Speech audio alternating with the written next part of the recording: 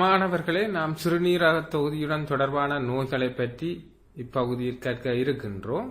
இந்த சிறுநீரக தொகுதி தொடர்பான நோய்கள் ஏற்பட்டவர்கள் காட்டும் சில அறிகுறிகளை நீங்கள் படங்களில் பார்த்து கொண்டிருக்கிறீர்கள். எனினும் இவற்றில் எல்லா அறிகுறிகளும் எல்லோருக்கும் ஏற்படுவது இல்லை. இவ்வலகை கற்பதன் மூலம் நீங்கள் சிறுநீரக செயலிழப்பின் அறிகுறிகளை, சிறுநீரக அழற்சி நோய் ஏற்பட காரணங்களை, சிறுநீரக அழற்சி நோய் அறிகுறிகளை, சிறுநீரக கல் அல்லது சிறுநீர் பைக்கல் போன்ற காரணங்களை, சிறுநீரக நோய்களை குணமாக்குவதன் அவசியத்தை, சிறுநீரக நோய்களுக்கான சில சிகிச்சை முறைகளை அறிந்து கொள்வீர்கள். சிறுநீரக செயலிழப்பு. சிறுநீரகத்திலுள்ள சிறுநீரகத்தினால் சிறுநீர் வடிக்கப்படும் தொழிற்பாடு குறைவடைதல் சிறுநீரக செயலிழப்பு எனப்படும். சிறுநீரக செயலிழப்பு ஏற்பட காரணங்கள்: பல்வேறு நோய் தொற்றுக்கள், இரசம் போன்ற பார உலோகங்கள், பல்வேறு வகையான மருந்துகளை நாம் உள்ளெடுக்கின்றோம். அத்தகைய மருந்துகள் சில சிறுநீரகத்தை பாதிக்கக்கூடும்.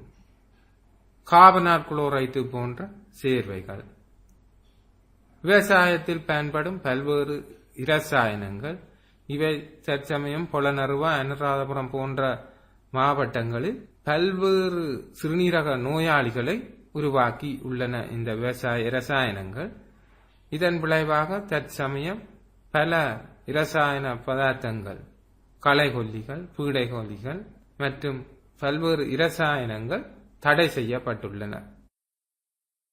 இதன் ஆரம்ப அறிகுறிகள்: நீர், உப்புக்கள் உடல் இழையங்களில் சேர்வதால் தோன்றுகின்ற இழைய வீக்கம் மற்றும் குருதி அமுக்கம் அதிகரித்தல், யூரியா போன்ற கழிவுகள் சேர்வதால் குருதியின் pH பெருமானம் அதிகரித்தல், உள்ளங்கை உள்ளங்கால்களில் பச்சை நிறமான புள்ளிகள் தோன்றுதல் போன்றன இவற்றின் ஆரம்ப அறிகுறிகளாக காணப்படுகின்றன.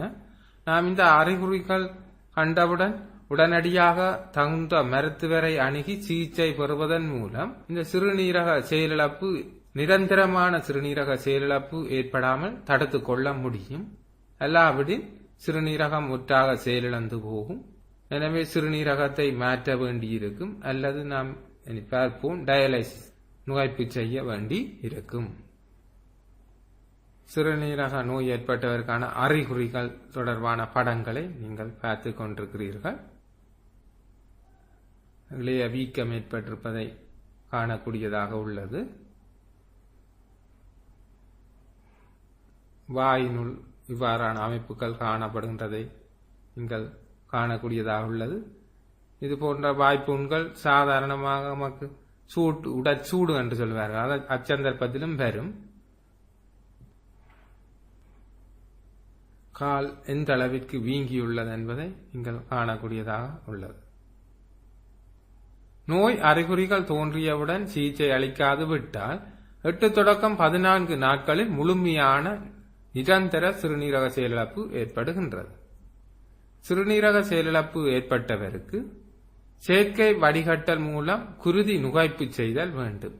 இந்த செயற்கையாக வடிகட்டப்படும் அவரது குருதி இது நுகைப்பு எனப்படுகின்றது. நுகைப்பு எனும் போது டயாலிசிஸ் என அழைக்கப்படுகின்றது. பொருத்தமான வழங்குனரின் சிறுநீரகம் பெறப்பட்டு பொருத்தப்படுதல் வேண்டும். குருதியை நுகைப்பு செய்யும் ஒருவரின் படத்தினை நீங்கள் அவதானிக்கிறீர்கள். அவரது உடலிலிருந்து குருதியானது இயந்திரத்துக்கு அனுப்பப்பட்டு மீண்டும் சுத்திகரிக்கப்பட்டு மீண்டும் அவரது உடலிற்கு செலுத்தப்படுகின்றது. அடுத்ததாக நெப்ரைட்டிஸ், சிறுநீரக அழற்சி என்ற நோயை நோக்குவோம். தொற்று அல்லது நச்சுத்தன்மை காரணமாக சிறுநீரக அழற்சி ஏற்படுகின்றது. சிறுநீர் தாங்கு குழாயில் ஏற்பட்ட தொற்றும் உடலில் ஏற்படும் மாற்றங்களும் இதற்கு காரணமாகின்றது. நெப்ரைட்டிஸ் காரணமாக சிறுநீர் தாங்கு குழாய்க்கும் கலன்கோளத்திற்கும் பாதிப்பு ஏற்படுகின்றது.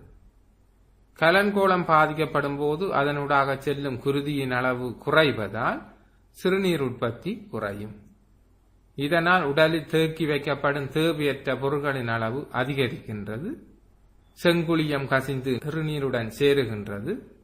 புரதம் சிறுநீருடன் சேர்வதால் உடலில் புரதத்தின் அளவு குறைகின்றது. இதனால் குருதி உறைந்து அடைப்புகள் ஏற்படலாம். எனவே நெப்ரைட்டிஸ் நோய் ஏற்பட்ட ஒருவருக்கு இவ்வாறான பாதிப்புகள் உடலில் ஏற்படும். சாதாரண சிறுநீரகத்தையும் நோய்வாய்ப்பட்ட சிறுநீரகத்தையும் நீங்கள் காணக்கூடியதாக உள்ளது. சாதாரண அளவு ஒழுங்கற்ற வடிவமாக மற்றது நோய்வாய்ப்பட்ட கிட்னி காணப்படுகின்றது. சிறுநீரில் வெளியேற்றப்படும் புரதம் மிக மிக குறைந்த அளவு. இங்கு சிறுநீருடன் வெளியேற்றப்படும் புரதம் அதிகளமாக காணப்படும். அதேபோன்று சாதாரண சிறுநீரகத்தையும் நோய்வாய்ப்பட்ட டிசீஸ் கிட்னியை நீங்கள் படத்தில் காணக்கூடியதாக உள்ளது. சிறுநீரகம் அல்லது சிறுநீர் பையில் தோன்றும் கற்கள். சிறுநீரகம் அல்லது சிறுநீர் பையில் கல்சியம் ஒட்சலேட்டு போன்ற பதார்த்தங்கள் பளிங்காவதன் காரணமாக கற்கள் தோன்றுகின்றன.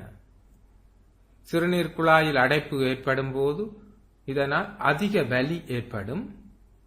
மருத்துவ சிகிச்சை மூலம் அல்லது மருந்துகள் மூலம் அல்லது சத்திர சிகிச்சை மூலம் இவற்றை அகற்ற முடியும். லேசர் கதிர்களை பயன்படுத்தி சிறுநீர் கற்களை உடைத்து அகற்றும் முறை லித்தோடிப்சி எனப்படும். இதற்கு பயன்படும் கருவி லித்தோடிப்பர் எனப்படும். இந்நோய் ஏற்பட காரணங்கள் உணவு பழக்க வழக்கம், சிறுநீரை வெளியேற்றாது நீண்ட நேரம் தேக்கி அதாவது அடக்கி வைத்திருத்தல் என நாம் அழைக்கின்றோம். சிறுநீரக கற்கள் சிலவற்றின் படங்களை நீங்கள் அவதானிக்கிறீர்கள். இது பல்வேறு நோயாளிகளிடமிருந்து சத்திர சிகிச்சை மூலம் எடுக்கப்பட்ட சிறுநீர் கற்கள் படங்களையே நீங்கள் தற்சமயம் பார்த்து கொண்டிருக்கிறீர்கள். அவற்றின் அளவும் அளவுடையுடன் காட்டப்பட்டுள்ளது. பல்வேறு வகையான சிறுநீர் கற்கள் காணப்படுகின்றன. கால்சியம் ஆக்சலேட், யூரிக் ஆசிட், அவை வெவ்வேறு வடிவங்களை கொண்டுள்ளன. யூரிக் ஆசிட் காரணமாக வருகின்ற கல் ஒரு வகை வடிவத்தையும், அதுபோன்று கல்சியத்தினாலான கல் ஒரு வகை வடிவத்தையும், ஸ்ட்ருவைட் ஸ்டோன் ஒரு வகை வடிவத்தையும், சிஸ்டீன் ஸ்டோன் ஒரு வகை வடிவத்தையும் கொண்டிருப்பதை நீங்கள் காணலாம். அதே போன்று எங்கு சிறுநீர் கற்கள் காணப்படுகின்றன என்ற படமும் காட்டப்பட்டுள்ளது. சிறுநீர் குழாயில் காணப்படுகின்றது கல். அதே போன்று சிறுநீரக இடுப்பில் கல் காணப்படலாம். அதே போன்று சிறுநீர் பையில் கல் காணப்படலாம். சிறுநீர் கற்களை உருவாக்குகின்ற உணவு வகைகள், அதே போன்று நாம் சிறுநீர் கற்களை இல்லாமல் செய்கின்ற உணவு வகைகளை நாம் அறிந்து கொள்ள வேண்டும். இங்கு நாம் அதிகளவு பார்லி சாறுகள், நீர் போன்றவற்றை அதிகளவில் உள்ளெடுக்கும் போது உருவாகும் சிறுநீர் கற்கள் உருவாகும் வீதம் அல்லது உருவாவதற்கான வாய்ப்பு இல்லாமல் செய்யப்படுகின்றது. அதேபோன்று நாம் அன்னாசி, ஆப்பிள், மெலன், திராட்சைப்பழம் போன்றவற்றை உள்ளெடுக்கும் போது சிறுநீர் கற்கள் உருவாவது தடுக்கப்படுகின்றது.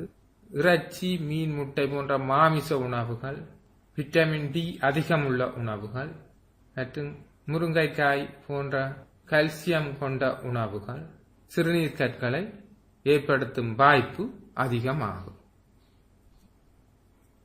சிறுநீரகத்தில் உள்ள சிறுநீரகத்தினால் சிறுநீர் வடிக்கப்படும் தொழிற்பாடு குறைவடைதல் சிறுநீரக செயலிழப்பு எனப்படும். நெப்ரைட்டிஸ் காரணமாக சிறுநீர் தாங்கு குழாய்க்கும் கலன்கோளத்திற்கும் பாதிப்பு ஏற்படுகின்றது. கலன்கோளம் பாதிக்கப்படும் போது அதனூடாக செல்லும் குருதியின் அளவு குறைவதால் சிறுநீர் உற்பத்தி குறைகின்றது.